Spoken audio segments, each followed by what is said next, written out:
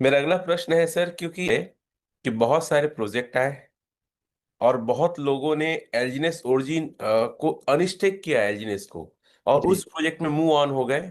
शायद जी। कुछ लालचवश, या ये लगा कि यस शुरू में बहुत कमा लेंगे। तो आपने भी इन चीजों पे रिसर्च किया था। Yes sir.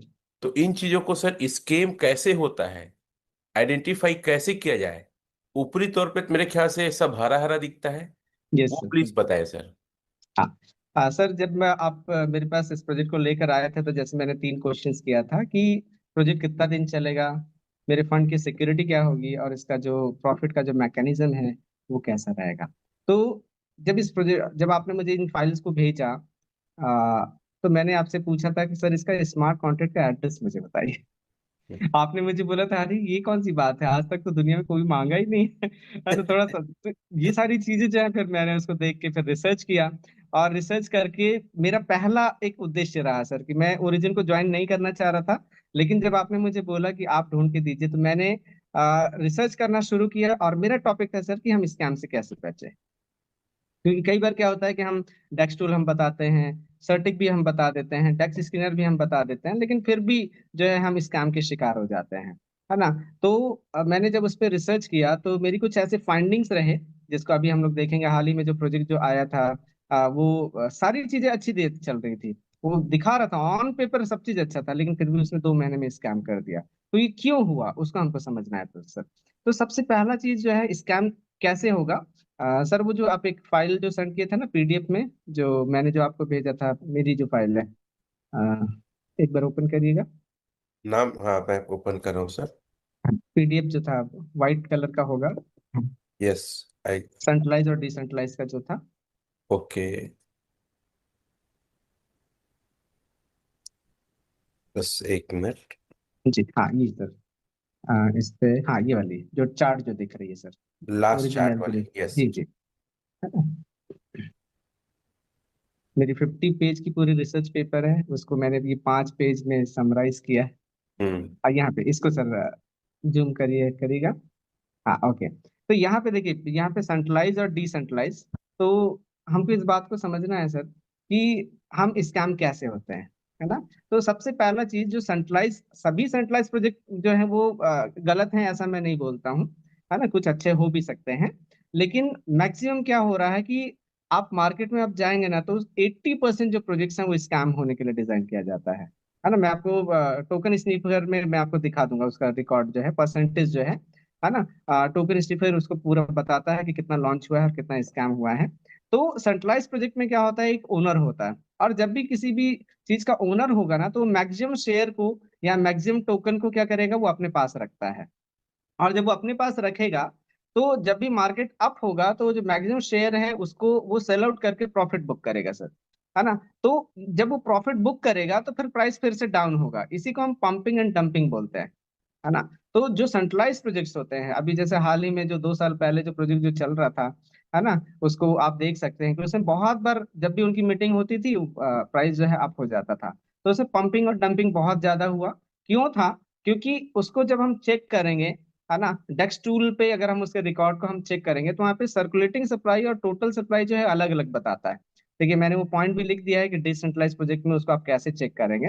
Total supply must be equal to circulating supply. तो इसको हमको चेक करना है कि वहां पे कोई भी ऐसी कोई बातें तो नहीं है। देखिए, जब भी हम सप्लाई की बात करेंगे sir, so there are 3 things. One is maximum supply, second is total supply, and third is circulating supply. So we need to check total supply must be equal to circulating supply. Total supply हमारा circulating supply के बराबर होना चाहिए। Maximum supply में अंतर है। जैसे bitcoin को अगर हम देखेंगे, तो बिटकॉइन जो है 21 मिलियन का उसका मैक्सिमम सप्लाई है, उससे ज्यादा वो नहीं हो सकता है ना। लेकिन मार्केट में कितना हुआ, सर्कुलेट हो रहा है, और अभी जनरेशन कितना हुआ है, उसको हम चेक करेंगे। तो वहां पे आप बिटकॉइन के लिए भी आप देख लीजिए, टोटल सप्लाई और सर्कुलेटिंग सप्लाई इक्वल है। मतलब जितना जनरेशन हुआ है, वो टोटल पूरा का पूरा मार्केट में होना चाहिए। पहली कंडीशन, जब भी किसी प्रोजेक्ट में आप ज्वाइन करेंगे, आपको इस चीज को चेक करना है कि total supply must be equal to circulating supply. Dex tool से उसको आप चेक कर सकते हैं। ओके। जो प्रोजेक्ट जो स्कैम किया 2 महीने पहले, उसमें ये चीज था, टोटल सप्लाई और सर्कुलेटिंग सप्लाई दोनों इक्वल था, फिर भी वो स्कैम हुआ। मैं क्यों क्यों हुआ मैं आपको बताऊंगा आखिरी में। यहाँ पे सेकंड पॉइंट जो है सर, जब आप ओनर, जब कोई प्रोजेक्ट का ओनर होता है, तो ओनर को क्या करना पड़ेगा, उसको किसी भी गवर्नमेंट के साथ, किसी भी देश के साथ रजिस्ट्रेशन कराना पड़ता है ना।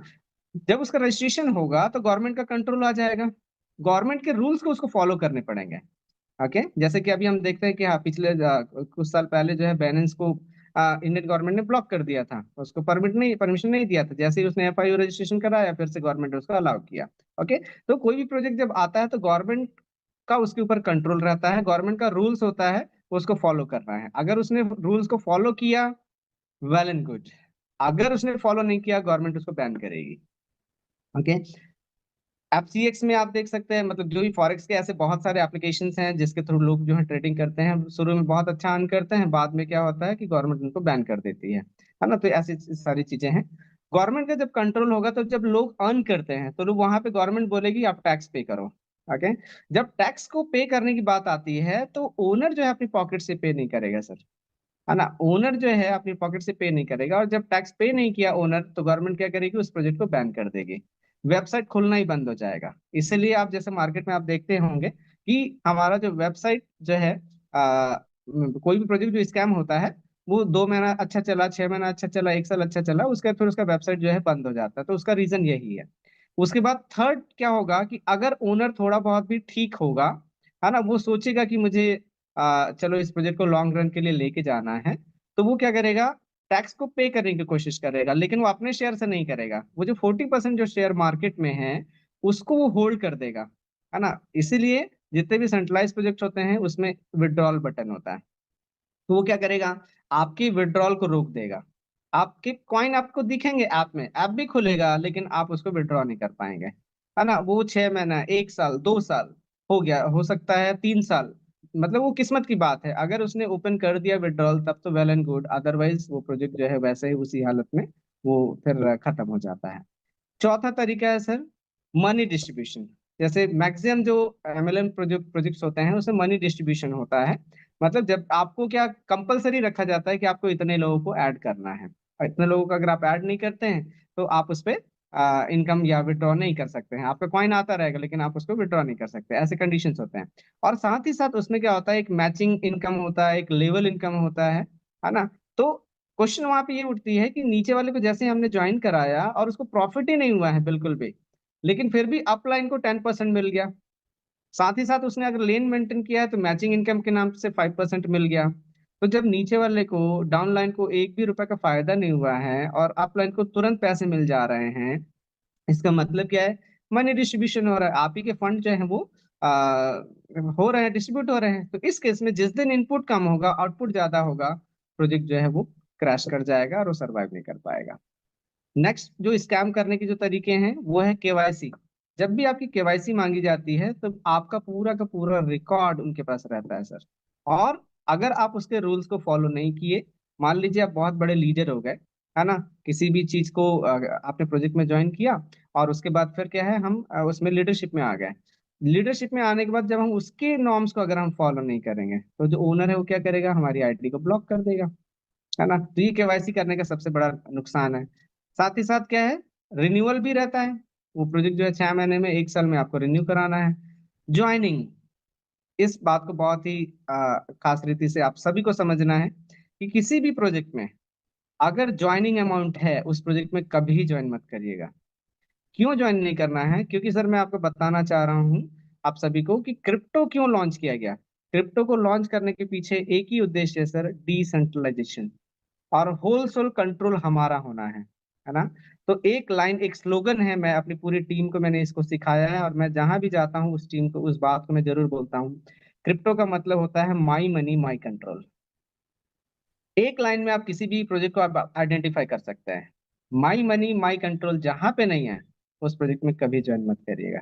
तो पैकेज अगर डिसाइड कर दिया गया है ना, आपको बोला जाता है कि आप 10,000 से ही ज्वाइन करो, 5,000 से ही ज्वाइन करो, 1 लाख से ही ज्वाइन करो, उससे नीचे आप नहीं कर सकते, है ना। तो ऐसे प्रोजेक्ट को हमको कभी भी ज्वाइन नहीं करना। जैसे एक एग्जांपल अभी मैं दूं तो एलजीनियस जो है उसको आप 100 रुपए का भी बाई कर सकते हैं, बिटकॉइन की तरह। इसमें कोई भी पैकेज नहीं है, हमारे पास जितना फंड है, हमारे पास अगर 1 लाख है, 1 लाख हम डालेंगे, 10 लाख है, 10 लाख हम डालेंगे।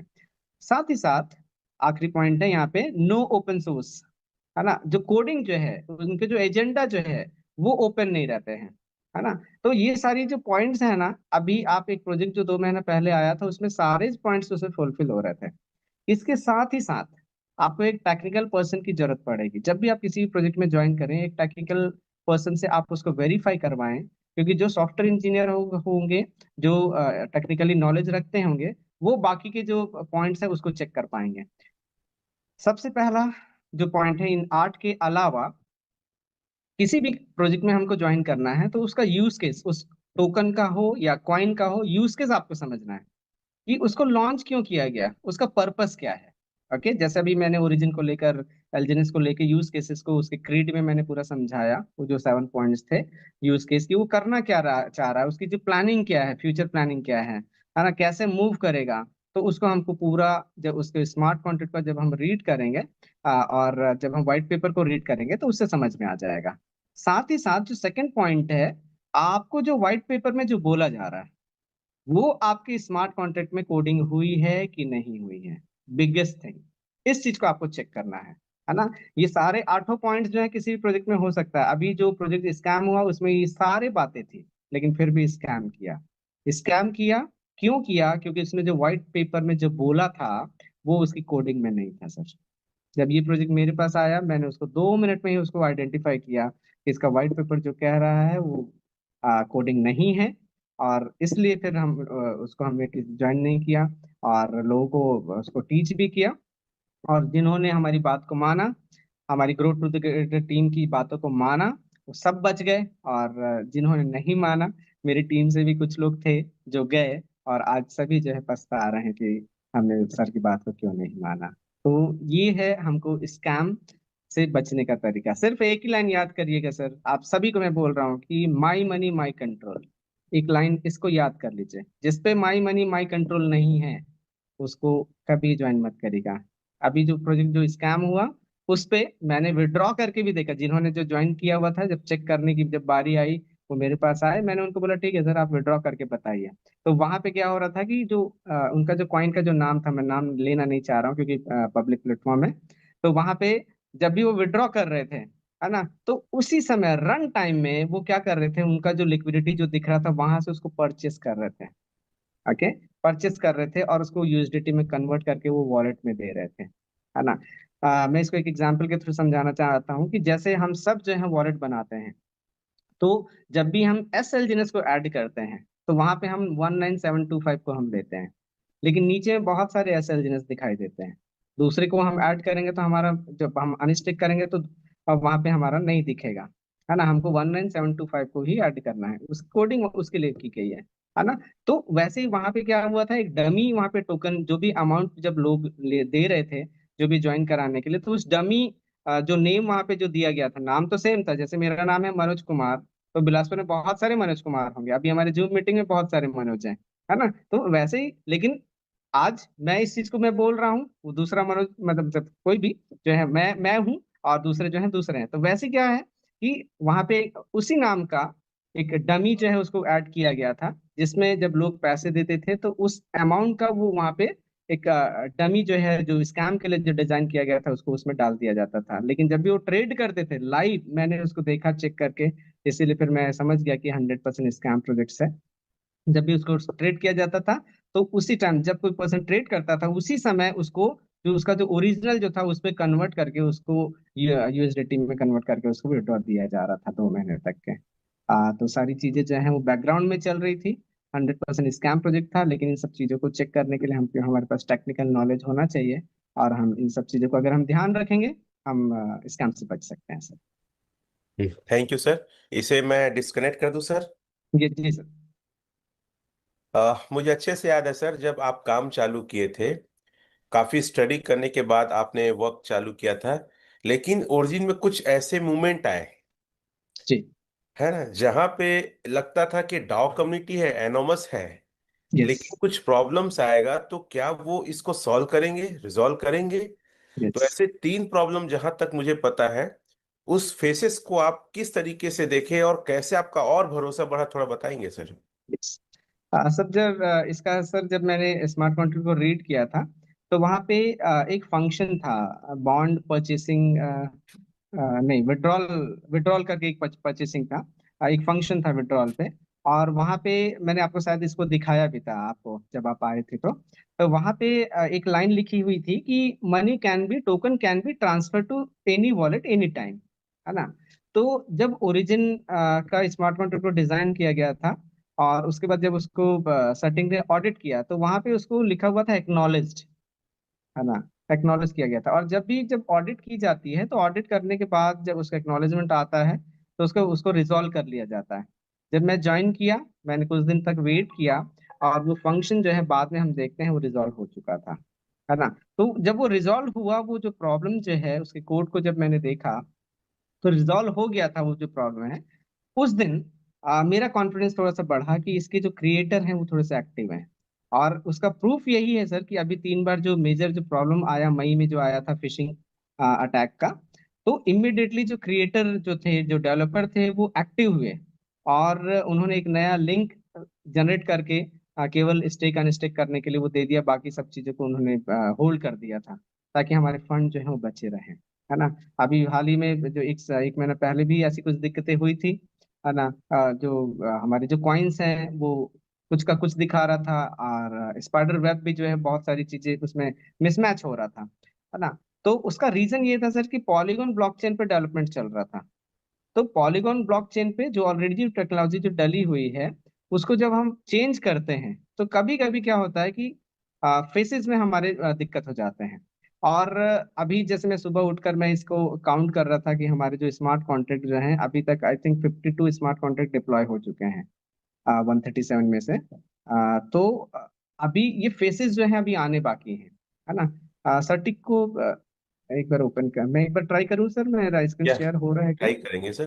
कितना जी, स्मार्ट कॉन्ट्रैक्ट डिप्लॉय हो गया सर, योर अकाउंट? अभी 52 सर। चैट बॉक्स में हम लिखेंगे 137 में 52 स्मार्ट कॉन्ट्रैक्ट डिप्लॉय हो गया है अभी तक इस प्रोजेक्ट में। ऑप्शन ही नहीं आ रहा है शेयर का।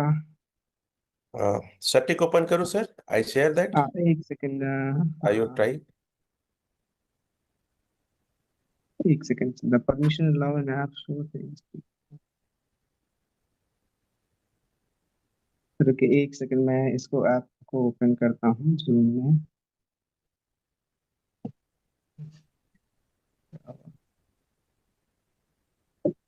नहीं, ऑप्शन नहीं आ रहा है सर मेरे पास। आप, हाँ ठीक, आ गया सर, आ गया, आ गया। गुड। यस, यूर स्क्रीन आ शेयर। गया। Yeah, thank you sir. तो यहाँ पे सर्टिक को हम ओपन करते हैं। और आपने क्या? कहा था सर टोकन स्निफर भी दिखाएंगे कुछ करके। जी जी जी। हाँ सर।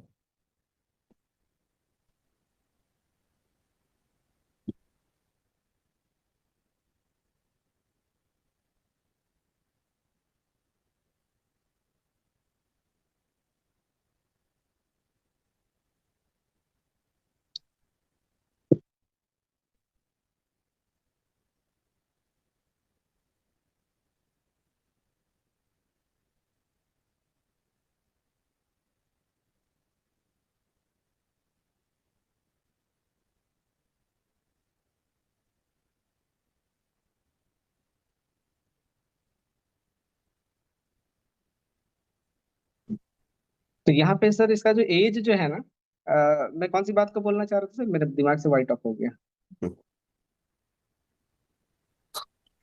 I don't know.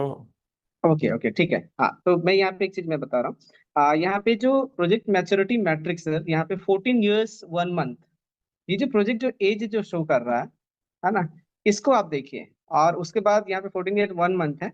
मैं आपको बिटकॉइन का मैं दिखाना चाह रहा हूँ। देखिए, बिटकॉइन का भी आप देखिएगा। बिटकॉइन।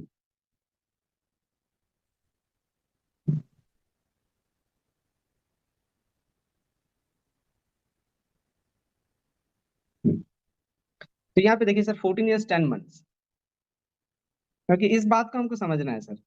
मैच्योरिटी इंडिकेटर यहाँ पे हाई है, वेल डेवलप्ड।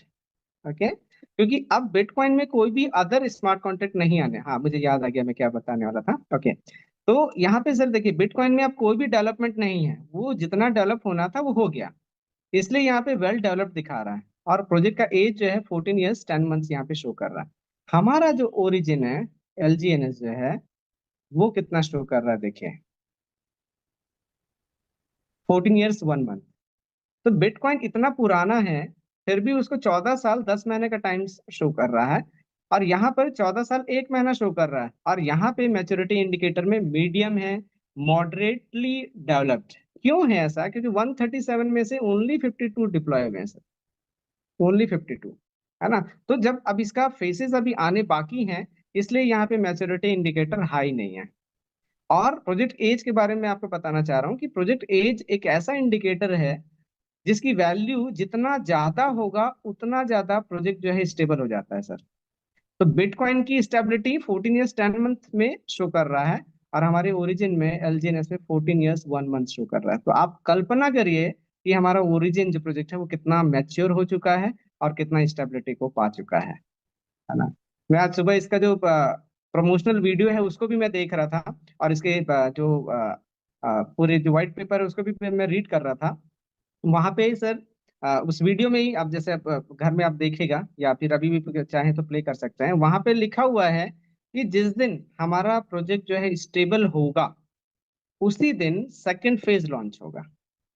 जब तक ओरिजिन का फर्स्ट फेज, रिक्रूटिंग फेज जिसको हम बोल रहे हैं, लॉन्च नहीं होगा, सॉरी स्टेबल नहीं होगा, तब तक वो सेकंड फेज को लॉन्च नहीं कर सकता था। सेकंड फेज में हम इंटर ऑलरेडी कर चुके हैं, we have entered into second phase. It means our project is stable and this project is 14 years 1 month। बहुत बड़ी बात है सर। अभी मैं आपको अगर इथेरियम का मैं दिखाऊं, इथेरियम का कम है, देखिएगा, ETH।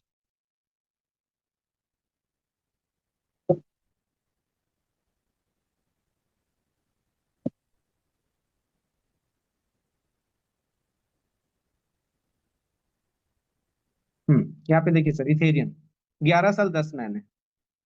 तो हमारा जो प्रोजेक्ट जो है इथेरियम को भी क्रॉस कर चुका है।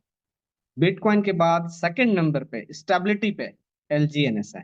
तो इसलिए अब हमको इस पर डरने की आवश्यकता नहीं है, डरने की आवश्यकता बिल्कुल भी नहीं, क्योंकि हमारा जो प्रोजेक्ट जो है वो डेवलपिंग फेज पे है। इसलिए अभी कुछ स्मार्ट कॉन्ट्रैक्ट अभी आने बाकी हैं, है ना। और स्टेबिलिटी को लेकर कोई डाउट नहीं है, कोई भी क्वेश्चंस नहीं है। 14 years 1 month का टाइम ऑलरेडी शो कर रहा है ना, इसकी मैच्योरिटी के लिए। तो इसलिए ये प्रोजेक्ट जो है 100% सेफ है, सिक्योर है, और हम इसमें अच्छे से हम काम कर सकते हैं सर। टोकन स्निफर को लेकर आप कुछ स्कीम वाले जी। कुछ बातें कर रहे थे सर। हाँ सर।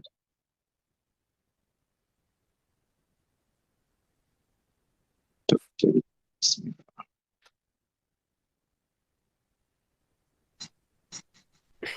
फिर एक मिनट, डोर में कोई आया है, 1 सेकेंड, मैं या उनको बोलूंगा। जब तक मैं बातें करता हूँ सर, मैं आप लोग को बता दूं कि मनोज सर से मेरी काफ़ी अच्छी बॉन्डिंग है, और हमेशा से वो मेरी हेल्प करते हैं, और मुझे इस बात का गर्व है कि Manoj sir grow together team का पार्ट हैं।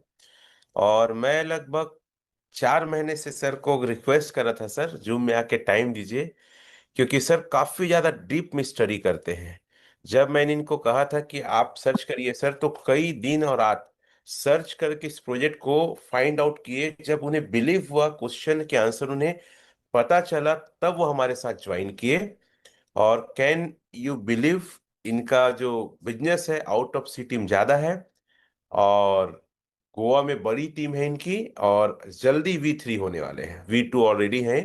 What you sir, you are. Thank you sir, sorry for this disturbance. Yeah token sniffer sir. जी जी सर।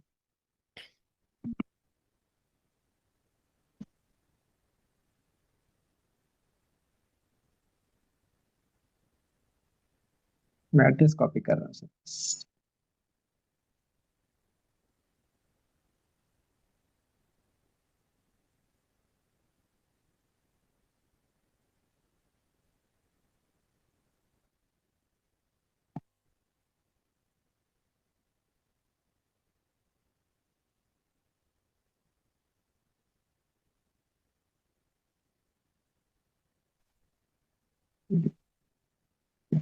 कर दिया।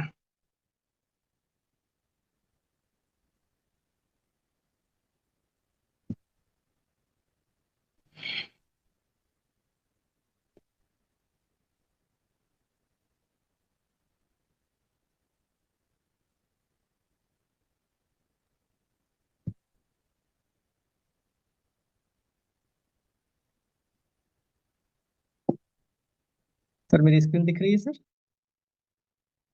Yes sir, clear. ओके। तो यहाँ पे सर देखिए, बबल मैप को भी अगर आप चेक करेंगे, है ना, तो यहाँ पे देखिए ये जो सारे वॉलेट्स के एड्रेस हैं, और यहाँ पर आप अगर आप देखेंगे, देखिए creator address, node size indicates connection centrality, larger nodes have more connections, है ना, तो यहाँ पे क्रिएटर का पर्पल है ही नहीं, एक भी नहीं है,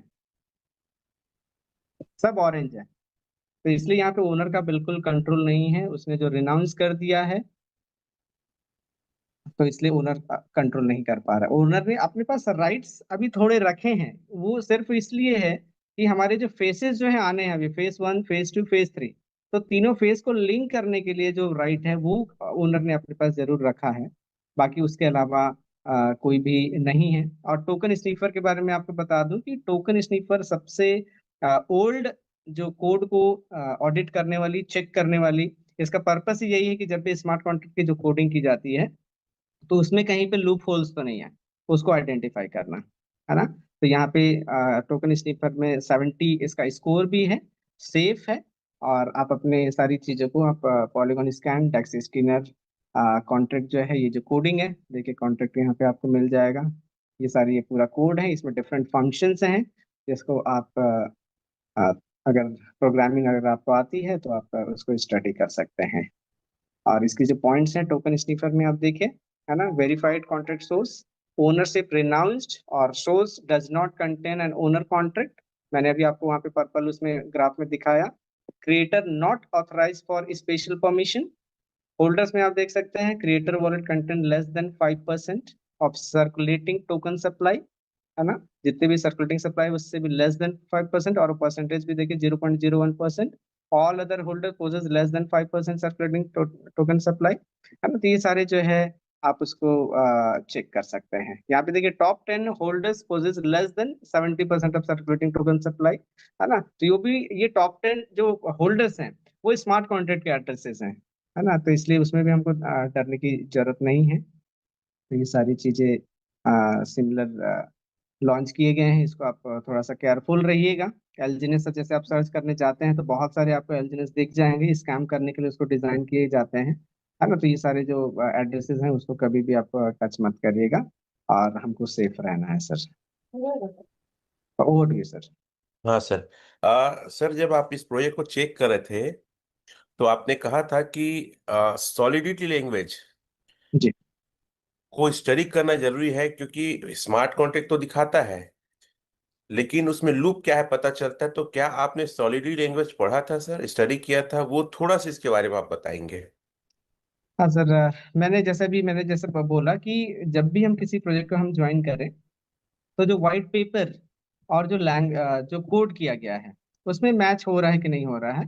तो सॉलिडिटी, उसमें बहुत सारे फंक्शंस होते हैं सर, कई बार क्या होता है कि हम बहुत सारी चीजों को हम तो चेक नहीं कर पाते हैं, है ना। लेकिन जो मेजर जो फंक्शंस हैं, जैसे अगर मैं आपको सर्टिक में ओपन करके मैं एक बार फिर से दिखा रहा हूँ, देखिए वहां पे आपको सारी चीजें मिल जाएगी।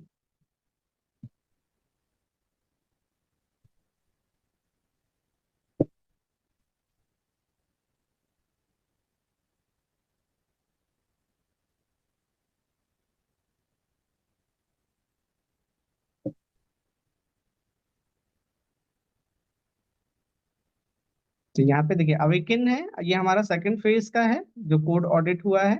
ओरिजिन को आप टैप करेंगे तो आपको फर्स्ट फेज में आ जाएंगे। आप यहाँ पे व्यू पीडीएफ, तो इस पीडीएफ को आप ओपन करेंगे। जितने सोर्स कोड अवेलेबल होते हैं उसको हम जरूर थोड़ा सा स्टडी कर पाते हैं, जैसे कल शशि सर भी उस कोड को दिखा रहे थे। तो पिछले 2 दिन तक शशि सर ने बहुत अच्छी जानकारी को दिया, मैं उनका तहे दिल से मैं धन्यवाद करता हूँ। उनसे काफी चीज मैंने भी सीखा। तो यहाँ पे देखिए सारे फंक्शंस, इस पूरी फाइल को अगर आप रीड करेंगे तो आपको समझ में आ जाएगा सर। ये देखिए मैंने जो आपको वो जो बोला था ना, बॉन्ड डिपॉजिटरी डाई, है ना, जो प्रॉब्लम थी उस समय, लॉजिकल इशू, देखिए रिजॉल्व कर दिया गया है ना। ये रिजॉल्व होने के बाद मैंने फिर उसमें ज्वाइन किया था। तो ये सारे फंक्शंस हैं सर। फंक्शंस मतलब क्या होता है कि जब हम किसी भी कार्य को करने के लिए कुछ पर्टिकुलर सेट ऑफ रूल्स या ऐसे टूल्स जो यूज करते हैं, है ना, तो जैसे कि यहाँ पे बॉन्ड डिपॉजिटरी है, डिपॉजिट करना है तो उसके लिए एक फंक्शन बना दिया गया है। जब उस फंक्शन को कॉल करेंगे तो वो प्रोसेस जो है एग्जीक्यूट होगा, है ना। तो ये सारी चीजें हैं। और यहाँ पे आपके फंक्शन का ये देखिए, यहाँ पे इसको बोलते हैं डाटा फ्लो डायग्राम सर। जब भी प्रोग्रामिंग की जाती है तो ये जो डाटा फ्लो डायग्राम है, इसी से हमको पता चलता है कि कौन सा फंक्शन किससे लिंक है। ओके, कौन सा फंक्शन किससे लिंक है, ओनर क्या कर सकता है, और हमको क्या अथॉरिटी मिला है या फिर कोई फंक्शन के थ्रू, है ना। तो ये सारी चीजें देखिए यहाँ पे पूरा इसका डिस्क्रिप्शन भी है, तो आप इसको रीड कर सकते हैं। लैंग्वेज पे ये सारे पूरे डाटा डायग्राम्स हैं, है ना। तो इन सारी चीजों को फिर मैंने स्टडी किया, और स्टडी करने के बाद जितना मुझे नॉलेज है उसके अकॉर्डिंग फिर मैंने ये नीचे आप जब जाएंगे, अब तक डाटा फ्लो डायग्राम ही चल रहा है। अ, ये सारे कोड है सर, है ना। तो इसको आप थोड़ा बहुत भी आप देख सकते हैं, और जो भी चीजें हैं आप अपने लेवल पे उसको चेक कर सकते हैं सर। तो इस पे मुझे ऐसा पर्सनली जब मैंने इसको देखा तो कोई प्रॉब्लम नहीं मिला, और उसकी वजह से फिर मैंने इस प्रोजेक्ट को ज्वाइन किया सर। ये अलग अलग फंक्शंस के कोड हैं जिसपे प्रॉब्लम्स थे, क्योंकि क्या है, ओरिजिन ने अपने सारे कोड को डिस्क्लोज नहीं किया है ना। क्योंकि अगर डिस्क्लोज करेगा तो फिर कॉपी हो जाएगा। तो इसलिए जितने हमारे पास कोड अवेलेबल है उसको फंक्शन से हम उसको चेक करके क्या है उसका हम देख सकते हैं कि उसका सोल्यूशन क्या है सर। तो ये सारी चीजें स्टडी करने के बाद ही मैं इस प्रोजेक्ट पे एंटर किया sir. Thank over you to you sir. Sir. Thank you.